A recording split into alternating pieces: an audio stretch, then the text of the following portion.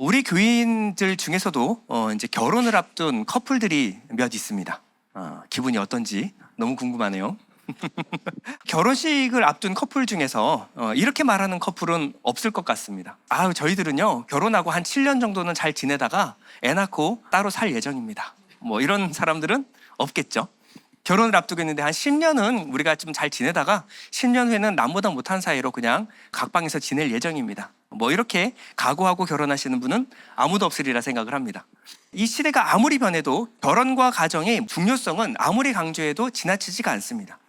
근데 지금의 문화는요, 점점 결혼과 가정, 이혼에 대해서 정말 가볍게 생각하도록 만들고 있다는 사실을 알고 계십니까? 지금 현재의 영화와 드라마를 보면요, 이 남녀 간의 이 성관계를 굉장히 가벼운 것으로 치부하기 시작했습니다. 결혼해도 애인이 있는 것은 당연하다라고 생각을 하고요, 그것을 사랑이라고 미화해 버립니다.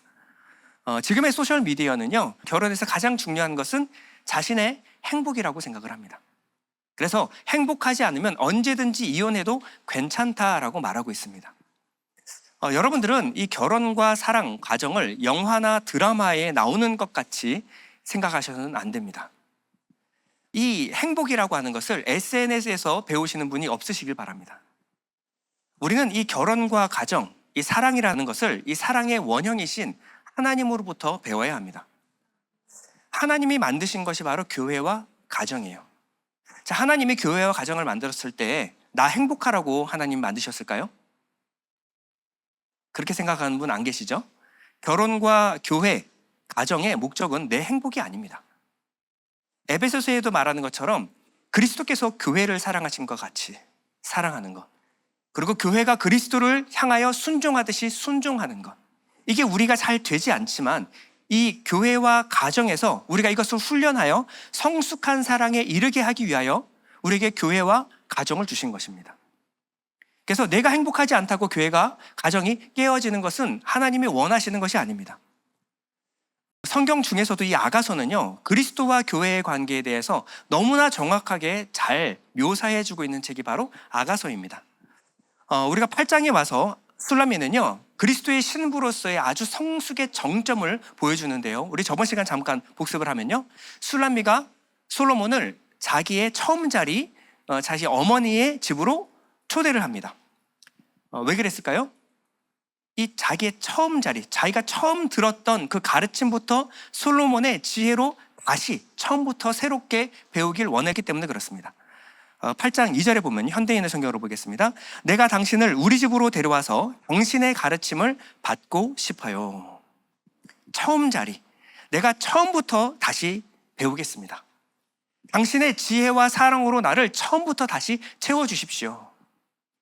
여러분, 세상의 가르침, 그리고 종교의 가르침과 성경의 가르침, 주님의 가르침은 너무나 다릅니다.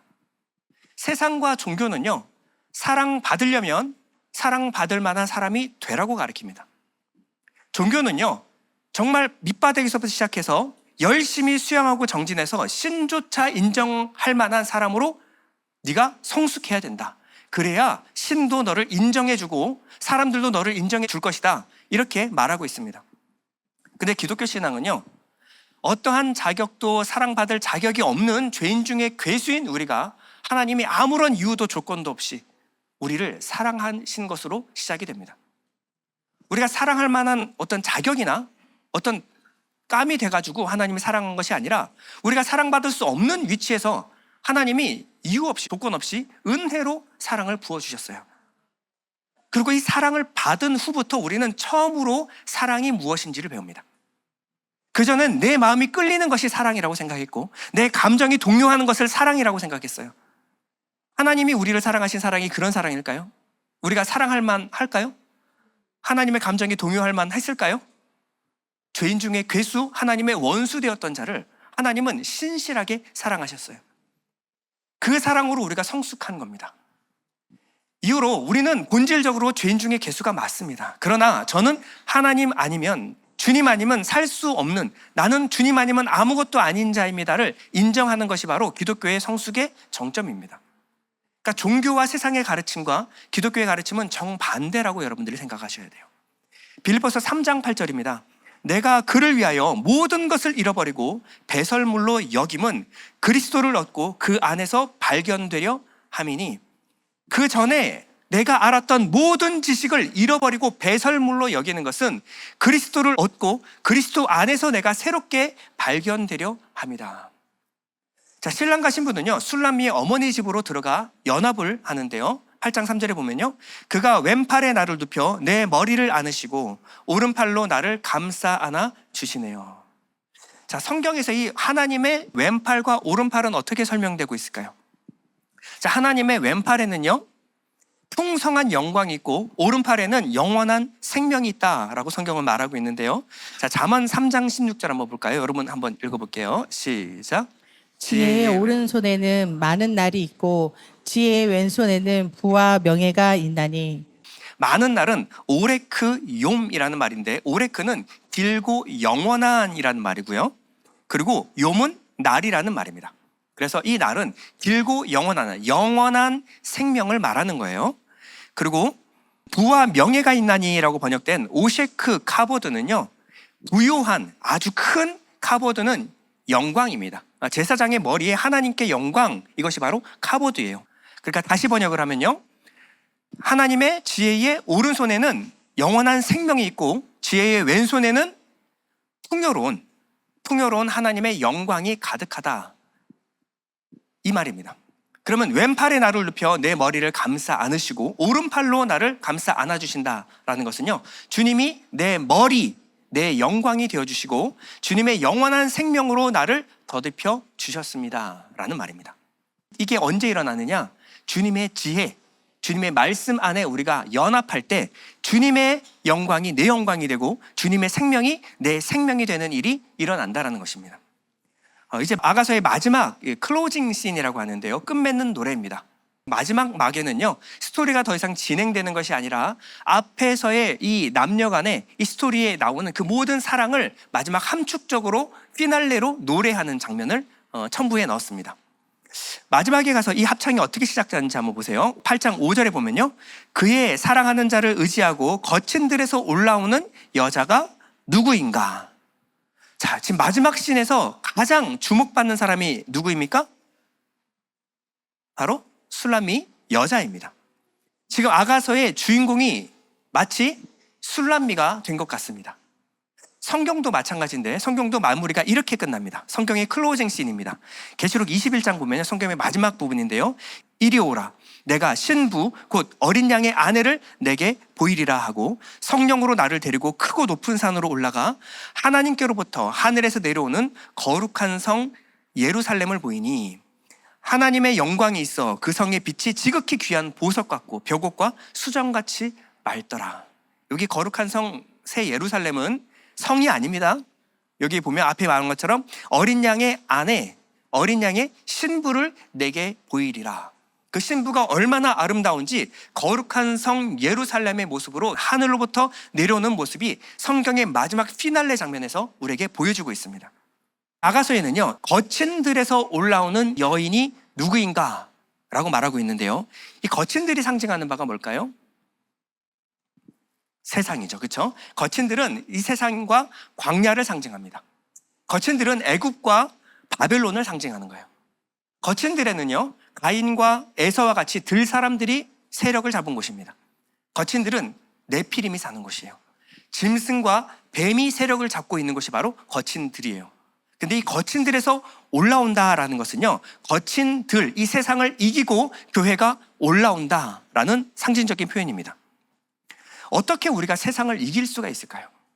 예전에는 죄의 종된 자, 세상 아래에 있었던, 세상의 권세 아래에 있었던 우리가 마지막 모습은요, 세상을 이기고 올라오는 모습으로 보입니다. 어떻게 우리가 세상을 이길 수 있죠? 우리의 힘과 노력으로는 안 되죠. 우리가 소유한 예수께서 세상을 이기셨기 때문에 우리가 세상을 이길 수 있는 겁니다. 요한복음 16장 33절에 보면요, 이것을 너에게 이르는 것은 너희로 내 안에서 평안을 누리게 하려 함이라. 왜요? 세상에서는 너희가 환난을 당하나 담대하라. 주님이 내가 세상을 이겼노라. 여러분, 세상은 우리 힘과 능력으로 내가 열심히 자기 개발해서 세상을 이길 수 있는 거 아닙니다. 세상은요, 하나님의 씨, 하나님의 생명이 예수가 내 안에 있기 때문에 우리가 세상을 이길 수 있는 힘과 능력을 부여받는 것입니다.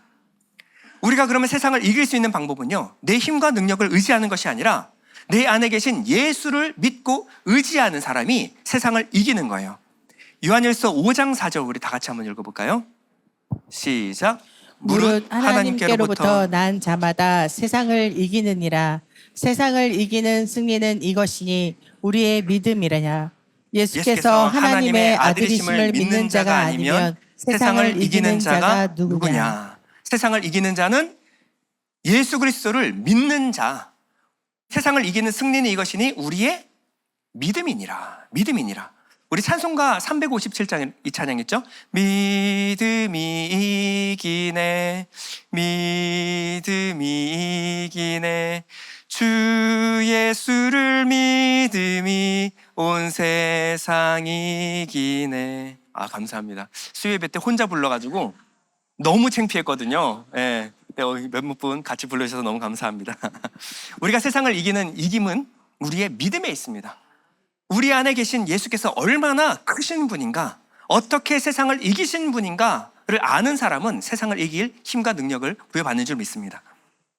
신랑은요, 자신을 의지해서 거친 들에서 올라오는 이 신부를 자신이 사과나무 아래서 일으켰다라고 말하는데요. 자, 5절 하반절에 보면요, 내가 사과나무 밑에서 너를 일으켰나니. 자, 아가서에서 사과나무가 상징하는 것이 뭘까요? 네, 생명나무. 아, 이제 기억하시는 분이 계십니다. 자, 아가서에서 이 사과나무는 생명나무, 주님이 맺으시는 나무, 열매를 말하는 것입니다. 자, 이 열매가 무엇일까요? 생명나무에서 맺혀지는 이 열매가? 예. 주님은 그 사람에게서 나오는 말이 그 사람의 열매다라고 주님이 직접 말씀해 주시죠. 그러니까 우리가 창세기를 생명나무를 그냥 열매로만 아는 것은 여러분 아주 초급적인 수준입니다. 자, 이 생명나무의 열매는요, 말씀을 말하는 겁니다. 근데 생명나무가 맺는 열매이기 때문에 생명 열매, 생명의 말씀이 열어지는 거예요. 그래서 요한복음 6장 63절에 주님이 이렇게 말씀하셨죠? 살리는 것은 영이니 육은 무익하니라. 내가 너에게 이른 말은 영이요 생명이라. 요한은 예수님의 품에 안겨서 예수님의 숨소리를 들었던 사람입니다. 근데 요한이 예수님을 뭐라고 하냐면 이 생명나무라고 묘사를 하고, 예수님이 맺으시는 생명나무가 맺으시는 열매를 그저 귀로 들은 것이 아니라 눈으로 보고 손으로 만졌다라고 말하고 있어요. 요한일서 1장 1절 보면요, 태초부터 있는 생명의 말씀에 관하여는 우리가 들은 바요, 눈으로 본 바요, 자세히 보고 우리의 손으로 만진 바라. 이 생명이 나타나신 바 된지라. 이 생명이 누구예요, 그러면? 예수 그리스도. 예수 그리스도 안에 있는 생명의 말씀이 우리를 살리는 능력이 있는 겁니다. 여러분들은 생명의 열매, 생명나무의 과실을 먹었습니까? 네. 여러분, 예수 그리스도의 말씀이 여러분 안에 있다면 여러분 안에 생명나무의 열매가 있는 것입니다. 신랑은 어떻게 말하냐면 사과나무 아래에서 자고 있던 술라미를 내가 깨웠다라고 말하죠. 이게 무슨 말일까요? 자고 있다라고 하는 것은 죽어 있던 이 술라미를 깨웠다, 영적으로 깨어나고 거듭나게 만들었다라고 말하고 있는 겁니다. 술라미만이 아니라 우리도요, 생명나무이신 예수님 아래, 생명나무 아래에서 생명의 말씀을 먹고 살아난 자들입니다.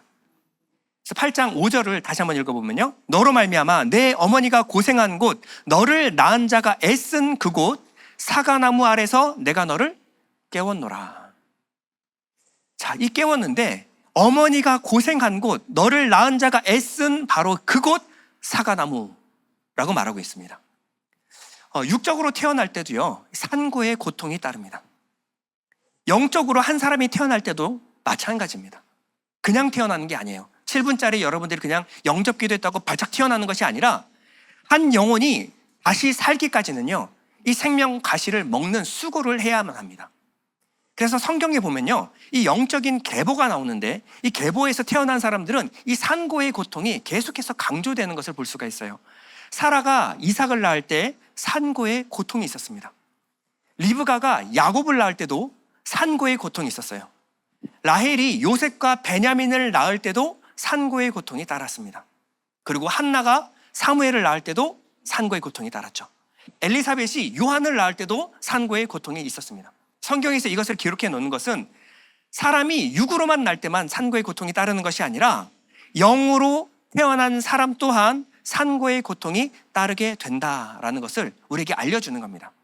그러면 창세기에서 이 산자의 대표인 이 여인이 낳은 후손을 통하여 너희가 구원을 받게 될 것이다. 이 계보를 잇는, 예수 그리스도의 계보를 잇는 모든 족보의 사람들, 여러분들은 예수 아래 태어난 족보에 포함된 사람들입니다. 여러분들이 태어나기까지는요, 오랜 시간 동안의 산고가 필요합니다. 우리가 태어나기 위해서는요, 간절한 마음으로 하나님의 말씀 아래 머물러 있어야 돼요. 그리고 하나님의 말씀을 먹는 수고를 우리가 여러분들이 병행해야 합니다.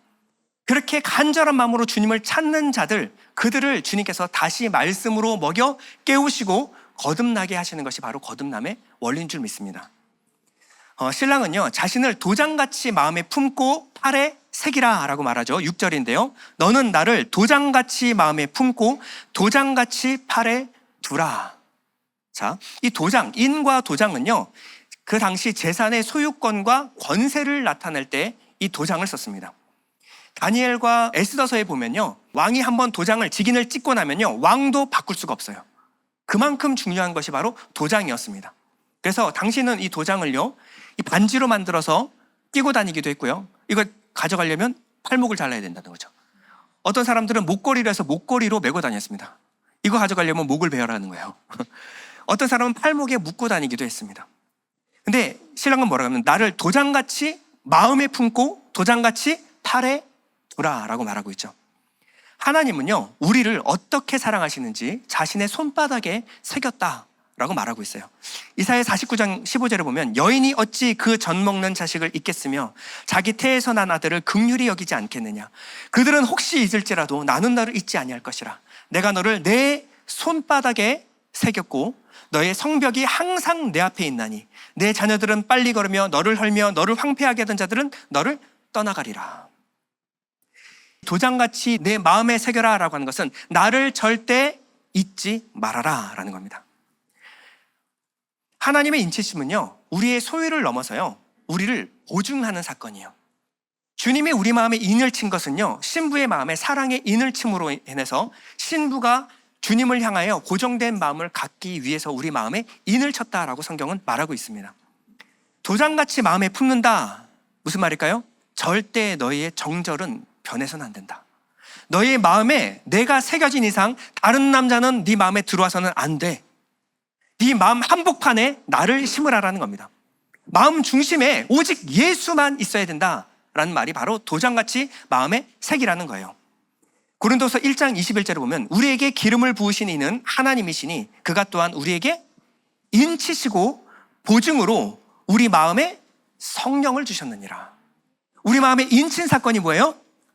바로 성령을 불어넣으신 사건입니다. 이 성령을 넣으면 우리의 마음이 주님께 고정되고 주님을 사랑하기 시작합니다. 이것이 바로 우리 마음에 인을 친 사건이에요. 자, 마음이 우리의 혼적 영역, 마음과 생각의 영역이라고 한다면요, 팔의 색이라고 하는 것은요, 팔은 우리가 가는 모든 활동의 영역을 말하는 거예요. 우리말 성경으로 6절 다시 한번 보겠습니다. 나를 당신 마음의 도장처럼 새기고 나를 당신 팔의 도장처럼 새겨두세요. 무슨 말이냐면 우리가 가는 곳마다 예수가 드러나야 한다. 우리가 가는 곳마다 내 주인이 예수이심이 증거되어야 된다. 이 말입니다. 6절 하반절을 보면 사랑은 죽음같이 강하고 질투는 수울같이 잔인하며 불길같이 일어나니 그 기세가 여호와의 불과 같으니라.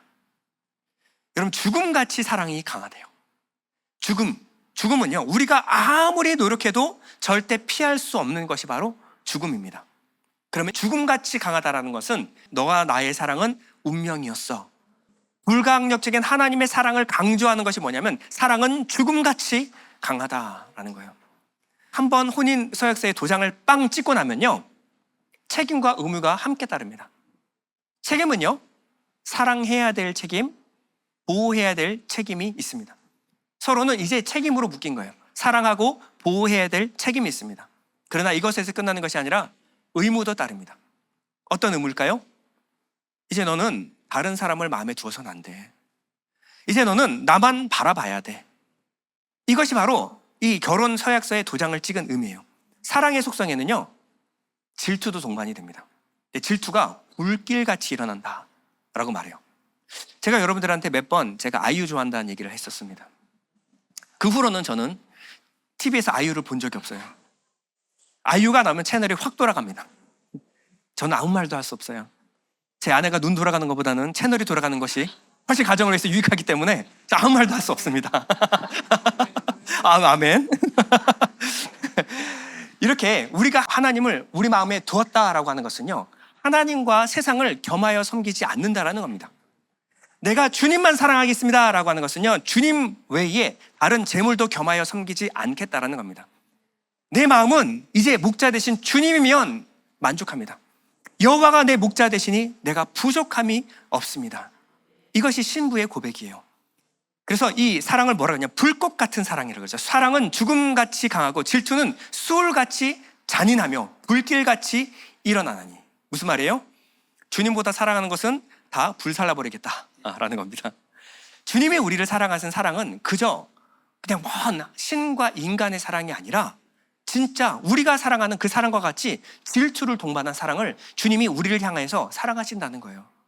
우리를 사랑하시되 그냥 멀찌감치 네가 뭘 하나 내버려 두는 그런 사랑이 아니라 맹렬히 불꽃같이 우리를 사랑하신다는 거예요.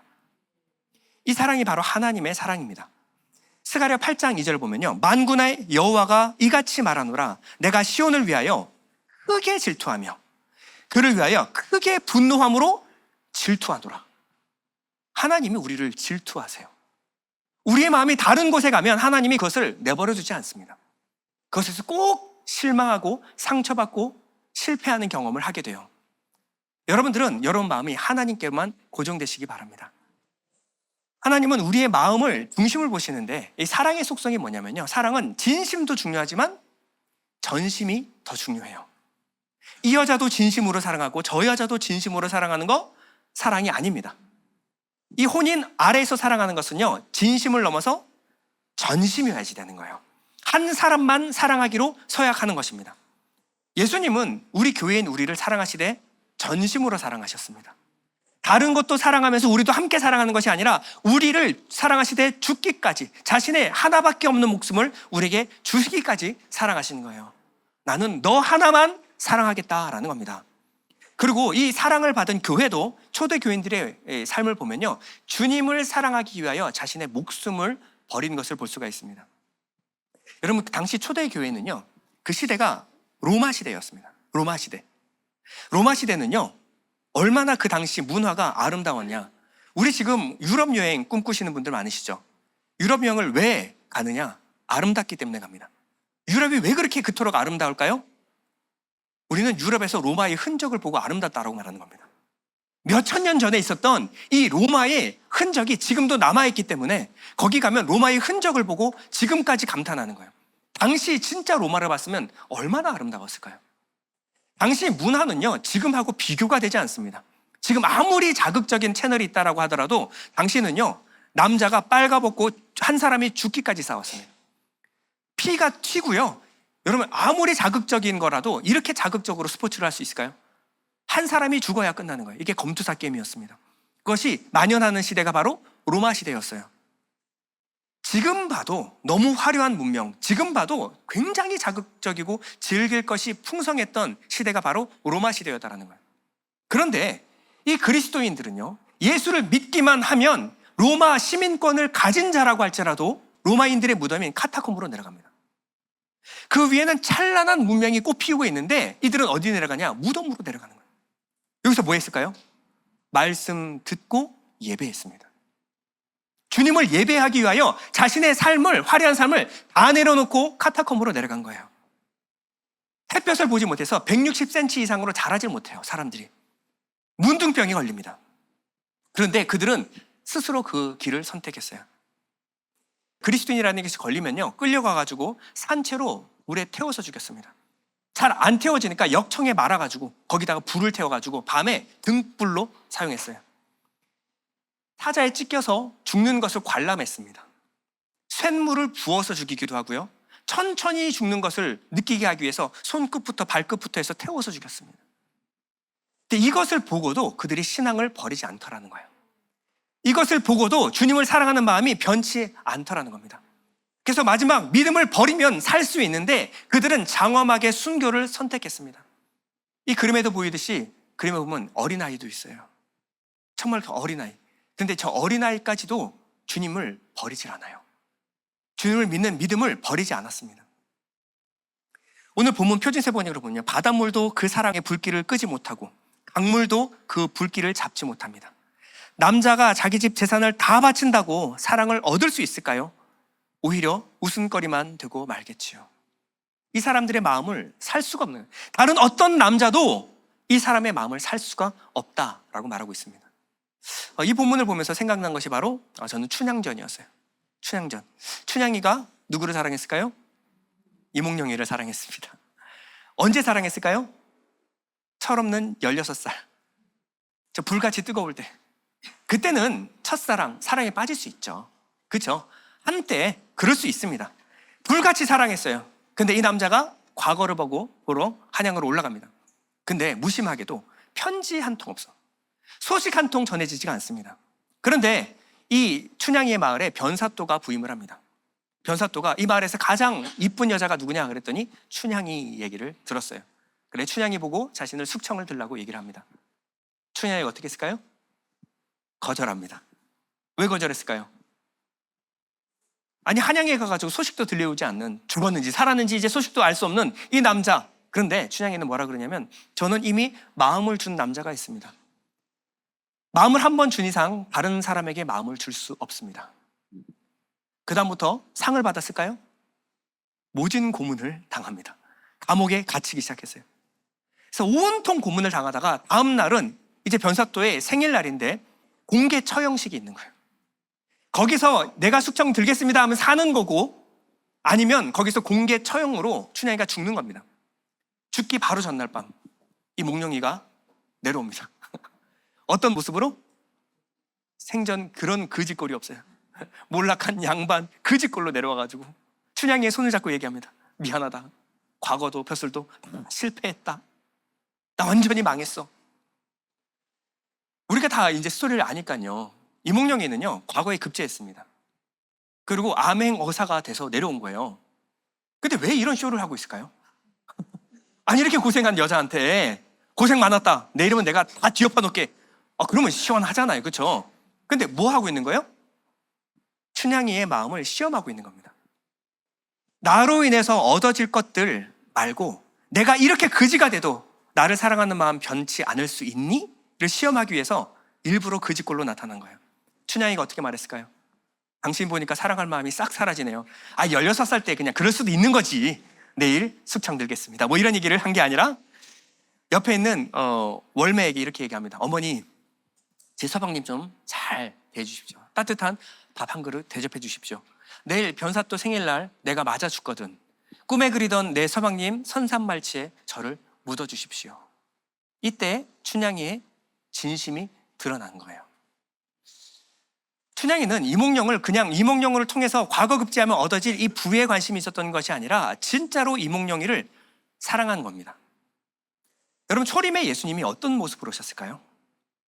하늘의 왕이신, 왕 중의 왕이신 킹 오브 킹스, 솔로몬 아닙니까? 이 부와 명예, 권세를 모두 쥐고 계신 그분이 이 땅에 오셨는데 이렇게 초라한 거짓골이 있을까요? 세상. 아니, 어떤 아버지가 자신의 그 귀한 사랑하는 아들을 양 밥통에서 태어나게 합니까? 방도 없어가지고 어디 들어갈 데도 없어가지고. 하나님의 아들 정도 되면 힐튼, 페리슨 호텔 같은 데 태어나야 되는 거 아니에요? 최소 궁중에서, 궁궐에서 태어나가지고 정말 자라나는 게 뭔가 남다르게 자라나서 정말 세상의 왕으로 등극을 하는, 그러면 사람들이 예수님을 믿는 것이 너무나 쉽지 않을까요? 근데 예수님은 자라나실 때도 별 특별한 모습을 보이지 않고요. 자라나셔서 사역을 시작하셨는데 어디서 사역을 했냐? 예루살렘도 아니라 가난하고 정말 비린내 나는 갈릴리 촌구석에서 사역을 하시는 거예요. 세상에 이 사람을 누가 메시아라고 생각합니까? 자기가 능력이 있으면, 권세가 있으면 정말 사단 마귀의 말처럼 성전에서 뛰어내려서 뭔가 대단한 걸 보여주시던가.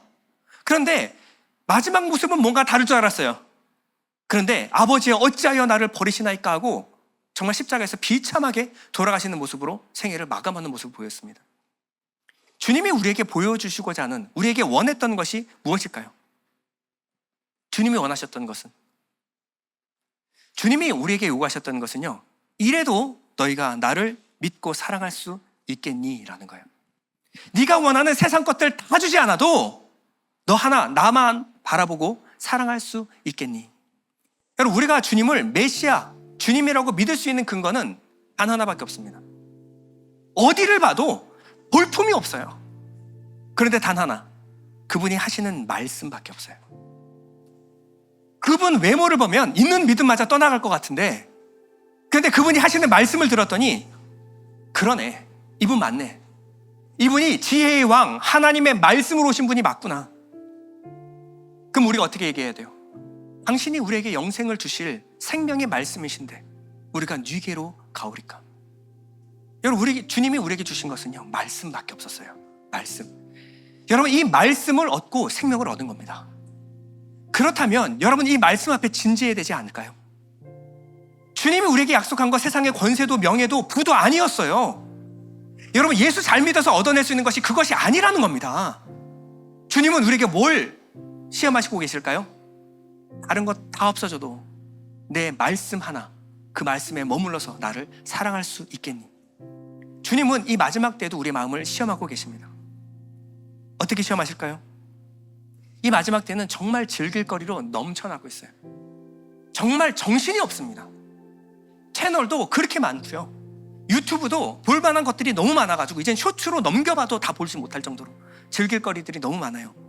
이제는 정말 10분도 무언가에 하나에 집중할 수 없는 시대가 됐습니다. 주님은 마지막 때 이 믿음을 보겠느냐?